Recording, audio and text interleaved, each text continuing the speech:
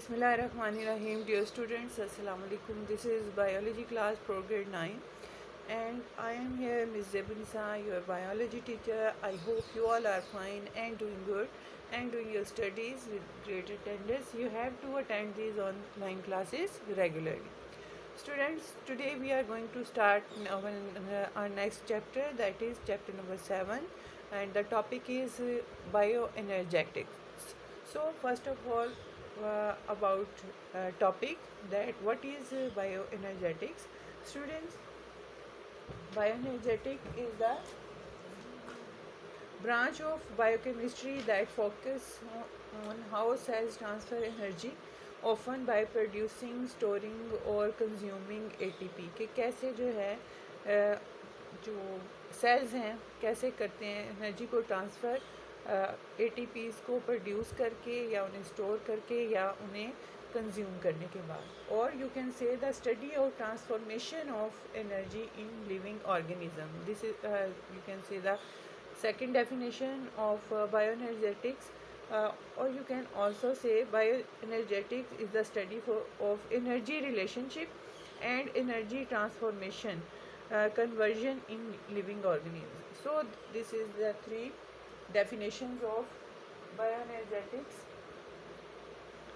As you know, we all living things need energy for their movement, for their life activities, and from where this energy comes. आपको हमें ये भी पता होना चाहिए कि ये एनर्जी कहाँ से आती है, कैसे जो फूड हम खाते हैं, जो खाया जाता है, उससे एनर्जी किस फॉर्म में ट्रांसफ़र होती है और फर्दर वो किस लिए यूज़ होती है.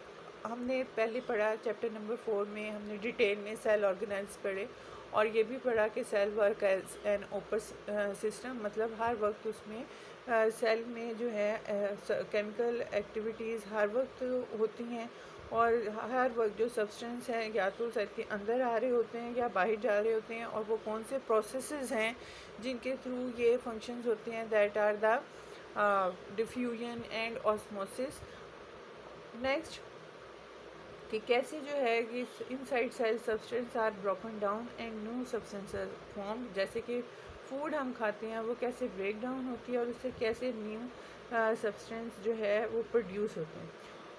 और इन सब रिएक्शंस को कैरी आउट करने के लिए एनर्जी की ज़रूरत होती है, और एनर्जी से ही ये सारे रिएक्शन जो हैं वो टेक प्लेस होते हैं. In living organism potential energy exist in the two forms है एनर्जी की. एक काइनेटिक एनर्जी और second is potential energy. Kinetic energy I have told you so many times कि that energy that we are using in doing work और in are all activities. हम हर वक्त जो भी इस वक्त काम कर रहे हैं, even I am speaking this time, I am using kinetic energy. और ये काइनेटिक एनर्जी कहाँ से आ रही है, कहाँ से प्रोड्यूस होती है, तो that is coming from the form of potential energy, that is store energy in the chemical molecules in the chemical bond.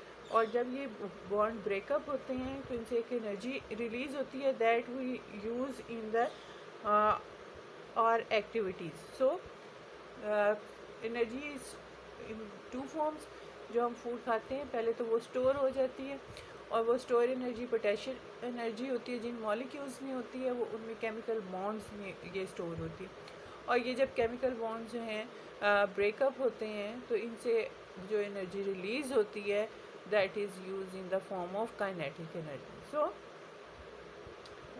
Basic energy that comes from store is in the form of ATPs. तो ATP is the basic energy source. Organism obtain energy by metabolizing food they eat or prepare. जैसे कि मैंने पहले आपको बताया कि जो हम फूड खाते हैं और उसमें एनाबोलिज्म होता है, कैटाबोलिज्म होता है. Food contains potential energy in its bond. ये पहले ही जैसे मैं आपको पहले एक्सप्लेन कर चुकी हूँ कि फूड एनर्जी जो है वो केमिकल बॉन्ड्स में जो है स्टोर होती है, और जब ये ब्रेकअप होते हैं केमिकल बॉन्ड, जैसे अब आपके माइंड में ये क्वेश्चन होगा कि कौन से बॉन्ड हैं, या तो वो आयनिक बॉन्ड होते हैं या केमिकल बॉन्ड होते हैं. और ये बॉन्ड क्या हैं, these are the attractive forces between two molecules. और जब ये ब्रेकअप होते हैं तो इससे एक बहुत ज़्यादा अमाउंट जो है वो एनर्जी की रिलीज़ होती है in while the rest escape as a heat. और बनाने में पहले तो यूज़ होती है फूड जो हम खा लेते हैं, पहले वो ATPs बनते हैं और वो फिर पोटेंशियल एनर्जी की फॉर्म में स्टोर हो जाती है ATP के मॉलिक्यूल में, और जो बाकी होती है वो हीट की फॉर्म में एक्सकेप हो जाती है। The potential energy store in ATP again transfer into kinetic energy to carry out all life activities.